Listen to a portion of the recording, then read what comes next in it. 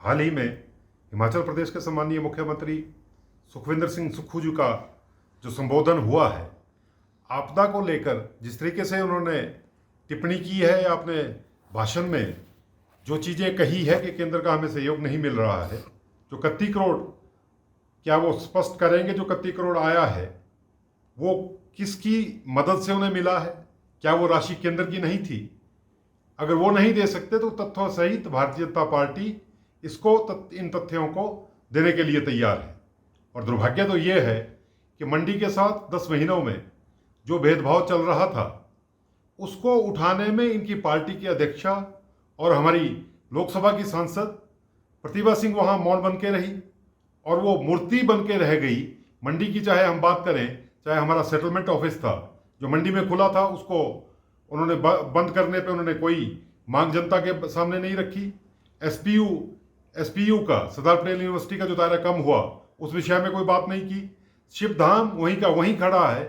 जो मंडी में टूरिस्ट को, पर्यटकों को खींचने के लिए एक महत्वाकांक्षी परियोजना जयराम ठाकुर जी के नेतृत्व में यहाँ चल रही थी, वो वहीं का वहीं खड़ा है। और कभी कभी प्रतिभा सिंह जी के ये बयान आ जाते हैं कि अटल टनल का झूठा श्रेय लेने के लिए बयानबाजी कभी करती हैं।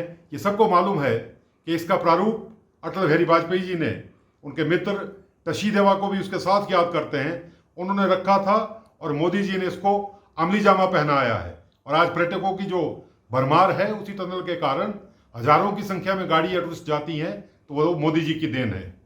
और प्रतिभा सिंह को जो 4 साल तो कहीं नजर नहीं आई, महिलाओं का जो 4,000 करोड़ रुपए जो आज तक बनता है 1,500 रुपए के हिसाब से, वो ये खुद महिलाएं हैं, इनको महिलाओं का दर्द तो समझना चाहिए। इसके बारे में इन्हीं की पार्टी की सरकार है और मैं ये दावे से कह सकता हूं कि जो इनका पिछला कार्यकलाप रहा है, जिस तरीके से ये मांगों के प्रति जनता की जो हकूक हैं, जिस तरीके से लोगों को मिलने चाहिए, उसको बचाने में ये विफल रही हैं और मात्र मूर्ति बन के प्रतिभा सिंह रह गई हैं। और ये तय है कि आने वाले समय में हिमाचल प्रदेश की सभी सीटें भारतीय जनता पार्टी को मिलेंगी और निश्चित रूप पे मंडी की जनता प्रतिभा सिंह को यहां से हरा के अपनी ई दम लेगी।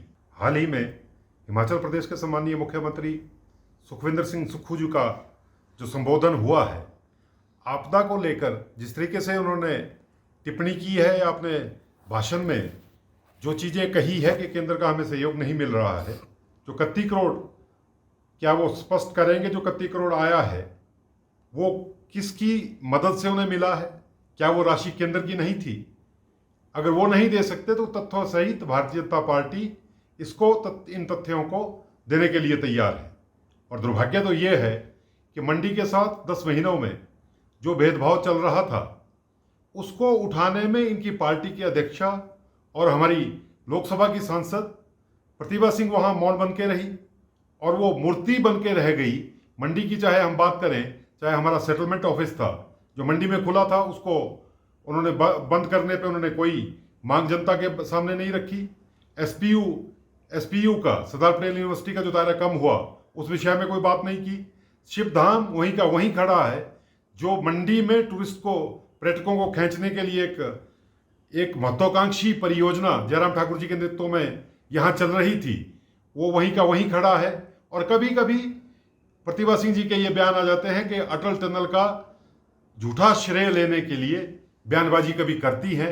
ये सबको मालूम है कि इसका प्रारूप अटल बिहारी वाजपेयी जी ने, उनके मित्र टशी देवा को भी उसके साथ याद करते हैं, उन्होंने रखा था और मोदी जी ने इसको अमली जामा पहनाया है। और आज पर्यटकों की जो भरमार है उसी टनल के कारण हजारों की संख्या में गाड़ी या टूरिस्ट जाती हैं, तो वो मोदी जी की देन है।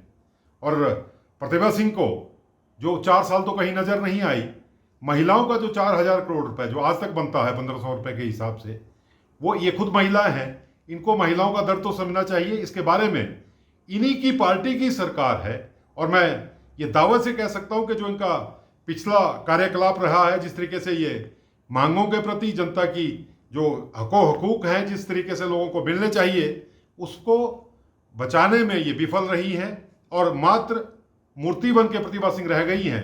और ये तय है कि आने वाले समय में हिमाचल प्रदेश की सभी सीटें भारतीय जनता पार्टी को मिलेंगी और निश्चित रूप पे मंडी की जनता प्रतिभा सिंह को यहां से हरा के अपनी दम लेगी।